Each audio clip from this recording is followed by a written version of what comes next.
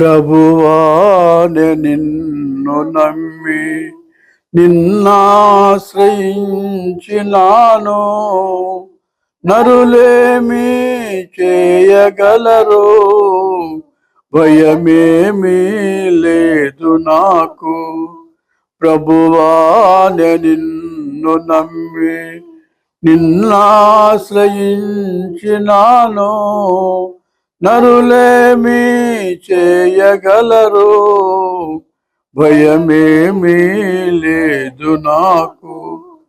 గర్విష్ఠులైన వారు నాతో పోరాడుచుండ, ప్రతి మాటకెల్లవారు పరభావమెంచుచుండ. ప్రభువా నా ప్రక్క నుండి నన్ను తప్పించినావు. ప్రభువా నా ప్రక్క నుండి నన్ను తప్పించినావు. ప్రభువా నిన్ను నమ్మి నిన్నాశ్రయించినాను. నరులేమి చేయగలరు, భయమేమీ లేదు నాకు. నేనెందు పోదునన్నా గమనించుచుండువారు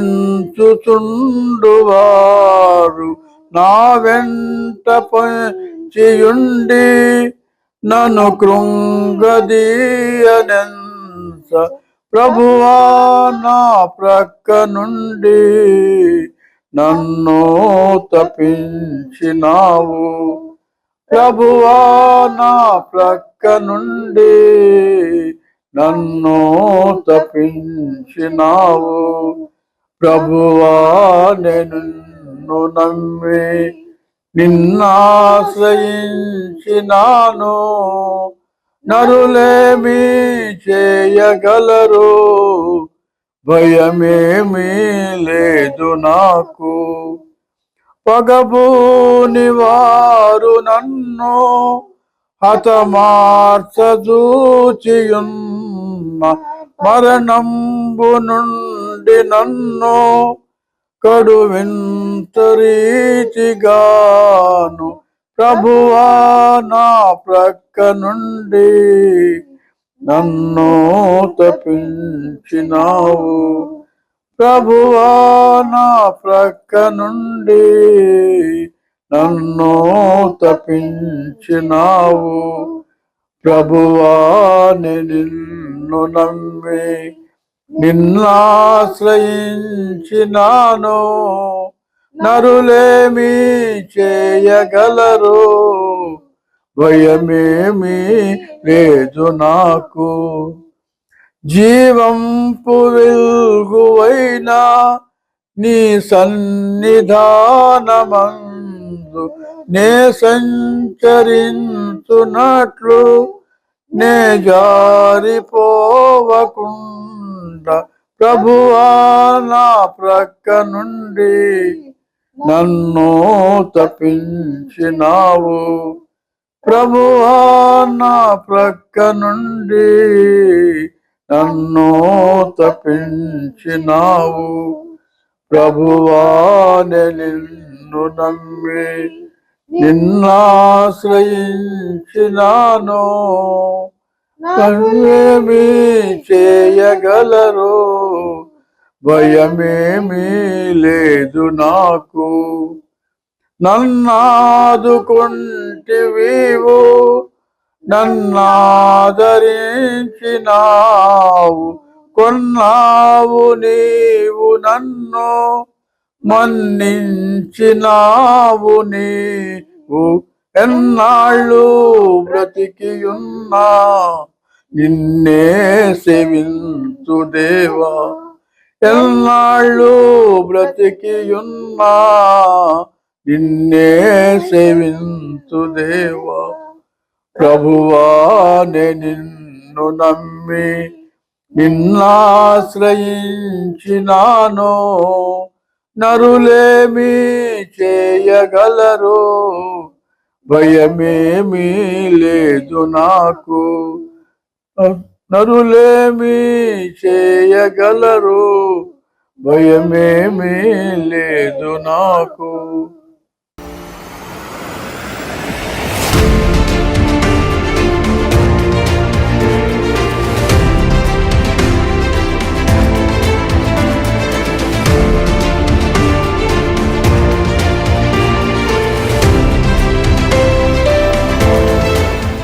ఆజ్ఞల్ని వాళ్ళు వినదు. ఈ రోజుల్లో అలాంటి వారు లేరా? ఈ రోజుల్లో దేవుని మాటని వింటా కూడా దేవునికి వ్యతిరేకమైన కార్యాలు చేసేవాళ్ళు లేరా? అంటే ఎంతకాలం ఇలా చేస్తాం మనం? నీలో శక్తి ఉన్నంత కాలమే కదా. ఏదో ఒక రోజు ఒకవేళ నీ అవయవము ఒకవేళ డ్యామేజ్ అయింది అనుకో, ఆ రోజు ఏం చేస్తావు? గమనించావా నీవు? క్షమాపణకు కూడా ఒక హద్దు ఉంటుంది. కానీ తర్వాత చూడండి, పరిసయ్యులు మనం గమనిస్తే వాళ్ళే నీతిమంతులుగా వాళ్ళు ఊహిస్తారు. అది పరిసయ్యుల యొక్క స్వభావం. వాళ్ళే నీతిమంతులుగా, ఇంకా అందరూ కూడా మంచి వాళ్ళు కాదంటగా వాళ్ళు చూస్తారు. వాళ్ళ స్వభావం ఆ రోజుల్లో. శాస్త్రులేమో వాళ్ళు జ్ఞానవంతులుగా వాళ్ళు ఫీల్ అయితే, వీరేమో వీళ్ళే నీతిమంతులుగా ఉన్నట్టుగా వాళ్ళు ఆలోచిస్తూ ఉంటారు. ఇంకా నెక్స్ట్ సద్దూకయ్యులు. వీరు చూస్తే వీళ్ళు పునరుద్ధానాన్ని వీళ్ళు నమ్మరు. వీళ్ళు యేసుక్రీస్తు చనిపోయి తిరిగి లేచాడా, నిజమా, లేస్తాడా అని వీళ్ళు నమ్మరు. గమనించారా? ఈ రోజున ఇలాంటి జనాంగము మన మధ్యలో ఉన్నారు. ఈ రోజుల్లో మనం చూస్తే క్రైస్తవులుగా పిలువబడుతున్నప్పటికి కూడా క్రైస్తవులు కూడా ఇలాంటి వారు ఉన్నారు. కొందరేమో దేవుని మాటలు విన్నా కొందరు నమ్మరు. వాళ్ళు దేవుని వాక్యం మీద వాళ్ళకి నమ్మకము, విశ్వాసము లేదు. కొందరేమో మేమే గొప్ప అని ఫీల్ అయ్యేటువంటి వాళ్ళు ఉన్నారు. కొందరేమో యేసుక్రీస్తు వారు మన కోసం చనిపోయారా, తిరిగి లేచారా అనేటువంటి వాళ్ళు లేరా? ఉన్నారు ఈ రోజున. ఈరోజు ఆ రోజున వాళ్ళని క్షమిస్తున్నాడు, ఈ రోజు మనల్ని కూడా ఆయన క్షమిస్తున్నాడు. హల్లెలూయా. ఈ రోజు ఆ క్షమాపణ మీకు లేకపోతే ఇక్కడ మనం ఈరోజు కూర్చోలేం, ఈవెన్ నేను కూడా. కానీ ఆ క్షమాపణని మీరు చులకనగా తీసుకోబాకండి. పిలాతు ఒక విషయంలో భయపడ్డాడు. చూడండి, మత్తయి సువార్త 27వ అధ్యాయము 19వ వచ్చి చదవండి.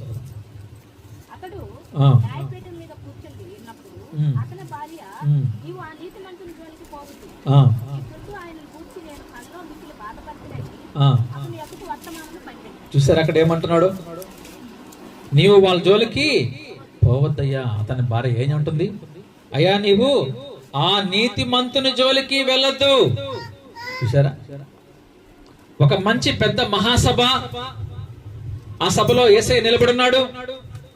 అటువంటి సభకు యజమానిగా, అధిపతిగా ఎవరున్నారు? పిలాతున్నాడు. పిలాతు భార్య అంటుంది, అయ్యా యేసయ్య ఎవరు? నీతిమంతుడు. హల్లెలూయా. కాబట్టి ఏమంటుంది? నువ్వు నీతిమంతుని జోలికి నువ్వు వెళ్ళొద్దు. ఈ రోజున ఆ భయం మనలో ఉందా? ఈ రోజున భక్తి మనలో ఉందా? ఆ రోజు పిలాతు యొక్క భార్య, అనగా పిలాతు ఒక రాజు, అధిపతి, ఆయన న్యాయాధిపతిగా ఉన్నాడు.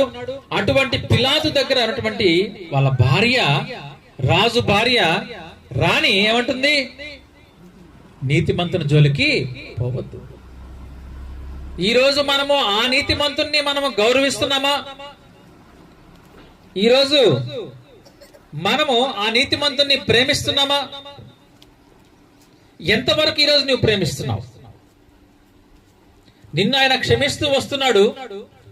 అయితే ఆ క్షమాపణ నీవు ఇంకా నువ్వు చులకనగా తీసుకుంటున్నావా, లేకపోతే ఆ క్షమాపణ నువ్వు తీసుకొని నువ్వు తిరిగి ఆయన్ని ప్రేమించగలిగేటువంటి స్థితిలో ఈరోజు నువ్వు ఉన్నావా? ఆలోచించుకోవాల్సినటువంటి సమయం ఇది. అనేక సంవత్సరాలుగా మనం ఇలాంటి వాక్యం వింటానే ఉంటాం. ఎంతో మంది మాటలు మాట్లాడుతూ ఉంటారు. అనేక రకాలుగా ఈ వాక్యాన్ని మనం వింటూ ఉంటాం. కానీ మనలో మార్పు ఎప్పుడు వస్తుంది? దేవుడి కోసం నేను క్షమిస్తా ఉన్నాడు. ఆ క్షమాపణ బట్టి ఈరోజు నీవు కొన్ని విషయాల్ని విడిచిపెట్టాలి. నువ్వు దేవుని కొరకు బ్రతకాలి. ఆయన ఆ రోజున అంటున్న మొదటి మాట ఏమంటున్నాడంటే, అయ్యా శాస్త్రుల్ని క్షమించు, అయ్యా పరిసయ్యుల్ని క్షమించు, అయ్యా సద్దుకయ్యుల్ని క్షమించు. ఎవరైతే ఇక్కడ ఈ చేరి ఉన్నారో ప్రజలందరూ కూడా నా మీద ఉమ్ము వేశారు, నన్ను కొరడాలతో కొట్టారు, నన్ను హింసించారు, అయినప్పటికీ నేను వాళ్ళ మీద కక్ష చేయను, కానీ వారిని క్షమించు ప్రభువా. ఎందుకంటే వాళ్ళు ఏం చేస్తున్నారో వారికి తెలియదు, వారు ఎవరిని చేస్తున్నారో వారికి తెలియదు. ఎవరైనా ఈ లోక రక్షకుడు అనే విషయాన్ని వాళ్ళు గ్రహించలేకపోతా ఉన్నారు. వాళ్ళ కళ్ళు వాళ్ళకి అంధత్వం కలుగజేస్తుంది. ఈ రోజున దేవుడు అదే క్షమాపణ ఈరోజు మనతో మాట్లాడుతా ఉన్నాడు. బట్రకాకులు సంఘస్థులారా, మీరేం చేస్తున్నారో మీకు తెలుస్తుందా? మీ స్వభావం మీకు తెలుస్తా ఉందా? ఈరోజు గుడ్ ఫ్రైడే, ఒక మంచి పర్వదినం, ఒక మంచి పండగ దినం. ఈరోజు మనకు రక్షణ దినం. ఈ రోజున అనేక మంది మందిరానికి రాకుండా వాళ్ళ పనుల్లో వాళ్ళు నిమగ్నమై ఉన్నారు. తెలుస్తుందా వాళ్ళకి దీని విలువ? కొందరేమో పనులకు పోయేవాళ్ళు, మరికొందరేమో ఇంట్లో ఉండేవాళ్ళు, మరికొందరేమో వాళ్ళ యొక్క స్వలాభాలకు వెళ్ళిపోయేవాళ్ళు. ఇదే మనకు దేవుడు నేర్పించింది. ఇందుకైనా మన కొరకు ఆయన శిలువలో మరణించింది, ఇందుకైనా మన కొరకు ఆయన రక్తాన్ని కార్చింది. ఆలోచించాలి ఈరోజు మీరు. ప్రభునందు ప్రియమైన సంఘస్థులారా, తెలుగు బ్యాప్టిస్ట్ సంఘస్థులారా, ఈరోజు దేవుడు ఈ సంఘాన్ని ఏర్పాటు చేసింది ఎందుకంటే ఆ పూర్వీకులతోటి ఆ రోజున భద్రయ్య గారు, సామ్యలేవర్ గారు ఎందుకు స్థాపించారంటే రాబోయే రోజుల్లో తరతరాలు దీవించబడతారని స్థాపించారు. ఈరోజు ఆయన దేవుడు క్షమిస్తున్నాడు కదా అని చెప్పి ఇంకా మనము నిర్లక్ష్యంగా ఉంటే ఒక రోజు నువ్వు దేవునికి సమాధానము చెప్పాలి. ఆ రోజు నీ సమాధానం దేవుడు వినడు. ఈ రోజున ఎందుకు ఇంత నిర్లక్ష్యంతో మనం ఉంటున్నాం? దేవుడు క్షమిస్తున్నాడు. దయచేసి మారు మనసు పొందండి, దేవుని క్షమాపణ కోరుకోండి. అయ్యా ఈరోజు మేము బ్రతుకున్నామయ్యా కేవలం నీ కృప కదా తండ్రి, అయితే మేము తిరిగి మిమ్మల్ని ప్రేమించలేకపోతున్నాం నాయన. అటువంటి మంచి మనసు మాకు ఇవ్వు ప్రభువా, మంచి జ్ఞానం మాకు దయచేయి తండ్రి. ఒక జ్ఞానం కావాలి తెలుసా మీకు? గమనించారా? పిలాతు భార్య జ్ఞానం కలిగి అంటుంది, ఆ నీతిమంతుని జోలికి నీవు పోవద్దు. వెంటనే ఏం చేశాడు పిలాతు తెలుసా? వెంటనే ఏం చేశాడంటే ఆయన చేతులు కడుక్కొని అక్కడి నుంచి వెళ్ళిపోతూ వాళ్ళకి అప్పచెప్పి వెళ్ళిపోయాడు. కనుక మనం తర్వాత చదివినప్పుడు మార్క్స్ వార్త 2వ అధ్యాయము 9వ వచ్చి చదవండి ఒకసారి. క్షమింపబడి ఉన్నవని చెప్పుట సులభమా, నీవు లేచి నీ పరిపెట్టుకొని నడువుమని చెప్పుట సులభమా. చాలండి. ఏముంది అక్కడ? పక్షపాతం గలవాడితోటి దేవుడు మాట్లాడుతున్నాడు అని అంటున్నాడు, నీ పాపములు క్షమించబడి ఉన్నవని చెప్పుట సులభమా. అతనికేమో పక్షపాతం వచ్చింది. దానికి కారణం ఏంటంటే పాపాలు, చేసిన పాపాలు ఎక్కువైపోయినాయి. ఆ పాపాలు ఎప్పుడైతే ఎక్కువైపోయినాయో ఆ పాపాల వల్ల ఏమొచ్చింది? అతనికి పక్షపాతం వచ్చేసింది. కాబట్టి ఎప్పుడైతే దేవుణ్ణి అడిగాడో అంటున్నాడు, నీ పాపాలు క్షమించబడి ఉన్నాయి. కనుక ఈరోజు నీకు ఎటువంటి వ్యాధి అయినా ఉండొచ్చు, ఆ వ్యాధికి కారణం మీద నువ్వు దేవుడిని అడుగు, దేవుడిని క్షమిస్తాడు. దేవుడు నిన్ను గొప్ప మంచి ఆరోగ్యంతో మళ్ళీ తిరిగి నిన్ను మళ్ళీ లేపుతాడు. దానికి కారణం ఏందో నువ్వు దేవుని అడగాలి. ఏంది ప్రభువా నాకు ఇటువంటి వ్యాధి ఇచ్చావు, నా ఆరోగ్యం ఎప్పుడు సరిగా ఉండదు, ఏంది నాకు ఈ బాధలు అడిగినప్పుడు, బిడ్డ నీ యొక్క పాపాలను క్షమిస్తా ఉన్నాను, నువ్వు మళ్ళీ తిరిగి యథావిధిగా నువ్వు ఉండునుగాక అంటాడు దేవుడు. క్షమాపణ. ఆయన ఈ లోకంలో ఉన్నప్పుడు ఆయన అందరినీ క్షమిస్తూ వచ్చాడు కాబట్టి ఈ రోజు మనం సజీవులుగా ఉన్నామండి. ఆ రోజు క్షమించాడు, ఈ రోజు క్షమించాడు. తర్వాత చూడండి లూకా సువార్త 7వ అధ్యాయంలో ఒక మాట చదవండి. లూకా సువార్త 7వ అధ్యాయము 48 చదవండి. ఈ పాపములు క్షమింపబడి ఉన్నవి అని ఆమెతో అనెను. అప్పుడు ఆయనతో కూడా భోజన పంక్తికి కూర్చున్న వారు పాపములు క్షమించుచున్న ఇతడు ఎవడెవరి తమలో తాము అనుకొనసాగిరి. చూసారండి, ఇక్కడ ఒక ఆమె మనం చూస్తా ఉన్నాం. ఆమె ఎవరు? ఆమె పాపాత్ముడు అలాంటి ఒక స్త్రీ. దేవుడు ఆమె ఏమంటున్నాడు? క్షమించాడు పాపములు. దేవుడు క్షమిస్తూ వస్తున్నాడు. ఈరోజు మనము దేవుని సేవ ఎంతవరకు చేస్తున్నామని మీ అందరూ కూడా ఒకసారి ఆలోచించాలి. ఒక్కసారి ఇక్కడ మీ గుండె మీద చేసుకొని చెప్పండి, నువ్వు దేవుని సేవ నీవు న్యాయంగా చేస్తున్నావా? దేవుడు నీ కొరకు ఈ లోకానికి వచ్చి ఆయన రక్తం కార్చి నీకు రక్షణ ఇస్తే, నీకు ఉచితంగా నువ్వు రక్షణ పొందుకొని ఈరోజు ఆయన కొరకు నువ్వు ప్రయాస పడుతున్నావా? నీ కుడి చేతిని గుండె మీద తెచ్చుకొని చెప్పు. ఒకసారి ఈరోజు నువ్వు ఆలోచించు. దేవుడు నీ కొరకు రక్తం కారిస్తే ఈరోజు నువ్వు ఆయన కొరకు, ఆయన పరిచర్య, ఆయన సంఘంలో నీవంటూ నీ పక్షాన నువ్వు ఏం చేస్తున్నావు? అందుకే ఆ రోజే ఆయన చెప్పాడు, క్షమిస్తూ వస్తున్నాడు పరిసయ్యులను, సదుక్కేయులను. ఈ రోజు కూడా క్షమిస్తున్నాడు కదా అని చెప్పి నువ్వు నిర్లక్ష్యం చేస్తా వెళ్తే, ఒకరోజు దేవుడు నీ కుటుంబాన్ని పక్కన పెట్టినప్పుడు ఆ రోజు నువ్వు తెలుసుకుంటావు. దేవుని యొక్క సేవ పట్ల నీకు ఆసక్తి లేకపోతే ఒకరోజు నువ్వు దేవునికి సమాధానం చెప్పాలి. నేను గాని నువ్వు గాని క్షమాపణ ఉచితంగా తీసుకోబాకండి. క్షమించినప్పుడు దానికి తగిన విధంగా మనం నడుచుకోవాలి. తర్వాత చూడండి ఒక మాట, యోహాను సువార్త 8:11 ఉంటుంది. యోహాను సువార్త 8:11.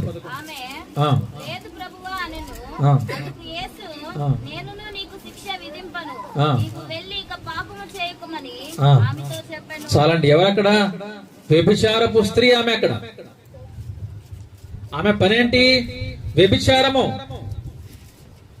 ఆమె వ్యభిచారం చేస్తూ ఆమె యొక్క జీవితాన్ని గడుపుతున్న సమయంలో అనేక మంది వచ్చి ఆమెను పట్టుకొని వచ్చినప్పుడు ఆయన చెప్పిన మాట తెలుసా? మీలో ఎవరైనా తప్పులు చేయకపోతే మీరు ఆమెను కొట్టండి అని చెప్పినప్పుడు ఎవ్వరు కూడా ఆమెను ఏమి చేయలేదు. ఆయన అంటున్నాడు చివరిలో, అందుకు యేసు అంటున్నాడు, నేను నీకు శిక్ష విధింపను. హల్లెలూయా. మన దేవుడు ఎప్పుడు కూడా శిక్ష విధింపడు. అని అంటున్నాడు, నీవు వెళ్ళి ఇక పాపము చేయకుమని ఆమెతో. అంత వ్యభిచారం చేస్తున్నటువంటి ఆ స్త్రీని ఆయన ఒక్క మాటతో క్షమించేశాడు. క్షమాపణ ఆయనలో ఒక గొప్ప లక్షణం, అది క్షమాపణ. ఆయన ప్రేమమూర్తి, ఆయన క్షమాపణకి కారకుడు. ఆయన ఈరోజు ఆ క్షమాపణ లేకపోతే ఈరోజు ఇక్కడ మనం కూర్చునే వాళ్ళమే. ఆ రోజు అననీయ సఫీరా అక్కడే పడి చనిపోలేదా? వాళ్ళు పొలం అమ్మారు. ఎంతకు అమ్మారా అంటే వాళ్ళు అబద్ధం చెప్పారు. భర్తకు తెలియకుండా భార్య, ఇద్దరు కూడా ఒకటే విధంగా చెప్పారు. మొదటిగా ఆమె చనిపోయింది, ఆ తర్వాత ఆయన చనిపోయాడు. గమనించారా? ఈరోజు అదే విధంగా నిర్లక్ష్యంగా మనం ఈరోజు సేవలో మనం కొనసాగుతూ ఉంటే, దేవుని సంఘం పట్ల ఎటువంటి ఆసక్తి లేకుండా మనం జీవిస్తా ఉంటే, దేవుడు మిమ్మల్ని ప్రేమించాలనా? దేవుని సేవ కొరకు నువ్వు ఎటువంటి నీ శరీర కష్టము నువ్వు పెట్టకుండా నీ పాటికి నీవు నీ యొక్క పనో లేకపోతే పొలమో లేకపోతే నువ్వేమైతే ఉన్నావో ఆ కూలికి వెళ్తా నీవు జీవనం సాగిస్తా ఉంటే దేవుడు నీ కుటుంబాన్ని కాపాడాలనా? దేవుడు నీ కుటుంబానికి దేవుడు దీవెనలు ఇవ్వాలనా? నువ్వు దేవుణ్ణి ప్రేమిస్తే దేవుడు నీ కుటుంబాన్ని ప్రేమిస్తాడు. నువ్వు దేవుని కొరకు ప్రయాస పడితే ఆయన నీ కొరకు ప్రయాసపడతాడు.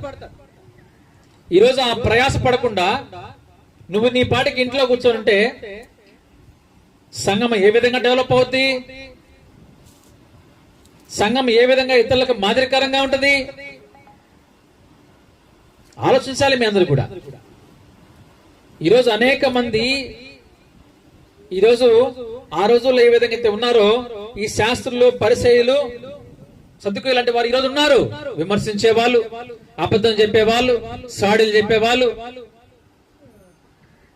ఈరోజు ఉన్నారు కాబట్టి ఈ రోజున మన క్రైస్తవత్వం అంతా కూడా ఇతరులకు ఏమైపోయిందండి? చులకన అయిపోయింది. నీ నోట చెడ్డ మాటలు రాకూడదు అని వాక్యంలో దేవుడు ఆజ్ఞించినప్పుడు ఈ రోజు వింటున్న మీరు మార్చుకోలేకపోతున్నారు అంటే దేవుడిని నువ్వు ప్రేమిస్తున్నట్టనా? ఆలోచించుకో. దేవుడిని నువ్వు ప్రేమిస్తున్నట్లయితే నువ్వేం చేస్తావు? ఆయనకి ఇష్టమైన పని చేస్తావు, ఆయన ఆజ్ఞను పాటిస్తావు. నన్ను ప్రేమిస్తేనే నేను నిన్ను ప్రేమిస్తాను. ఎందుకంటే అంతకంటే ముందుగా ఆయన మనల్ని ప్రేమించే ఈ లోకానికి వచ్చాడు. మనం చేయాల్సింది నిస్వార్థమైనటువంటి ప్రేమ. ఈరోజు దేవుడు మనల్ని క్షమిస్తా ఉన్నాడు. ఆయన అంటున్నాడు, వీరేమి చేయించినారో వీరు కనుక వీరిని క్షమించమంటున్నాడు. జయ జయ యేసు జయ యేసు జయ జయ క్రీస్తు జయ క్రీస్తు జయ జయ యేసు జయ యేసు జయ జయ క్రీస్తు జయ క్రీస్తు జయ జయ రాజా జయ రాజా జయ రాజా జయ రాజా జయ జయ స్తోత్రం జయ స్తోత్రం జయ జయ యేసు జయ యేసు జయ జయ క్రీస్తు జయ క్రీస్తు జయ జయ యేసు జయ యేసు జయ జయ క్రీస్తు జయ క్రీస్తు మరణము గెలిచిన జయ యేసు మరణము ఓడెను జయ క్రీస్తు మరణము గెలిచిన జయ యేసు మరణము ఓడెను జయ క్రీస్తు పరమ బలము సగు జయ యేసు పరమ బలము సగు జయ యేసు శరణము నీవే జయ యేసు జయ జయ యేసు జయ యేసు జయ జయ క్రీస్తు జయ క్రీస్తు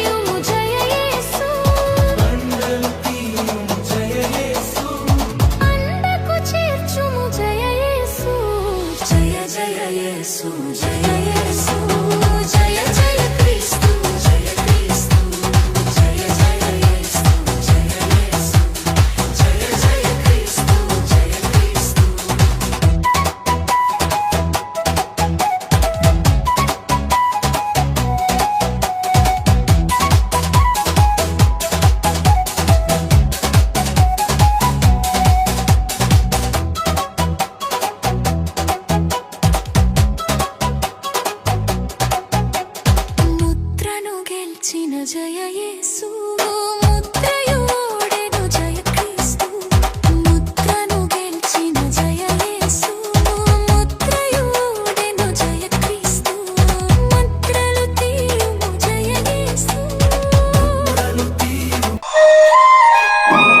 ఇప్పుడు ఒక పాట పాడి దేవుని నామాన్ని మహిమపరుద్దాం.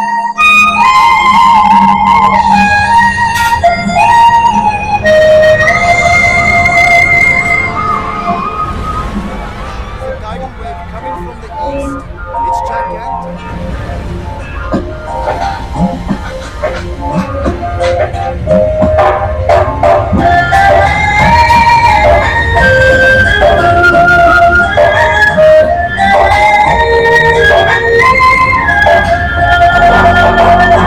దుర్దినములు రాకముందే సర్వం కోల్పోకముందే అంధత్వం కమ్మకముందే ఉగ్రత దిగిరాకముందే అంధత్వం కమ్మకముందే ఉగ్రత దిగిరాకముందే స్మరించు రక్షకుని అనుకూల సమయమున చేర్చుకో యేసుని ఆలస్యం చేయక స్మరించు రక్షకుని అనుకూల సమయమున చేర్చుకో యేసుని ఆలస్యం చేయక దుర్దినములు రాకముందే సర్వం కోల్పోకముందే అంధత్వం కమ్మకముందే ఉగ్రత దిగిరాకముందే అంధత్వం కమ్మకముందే ఉగ్రత దిగిరాకముందే.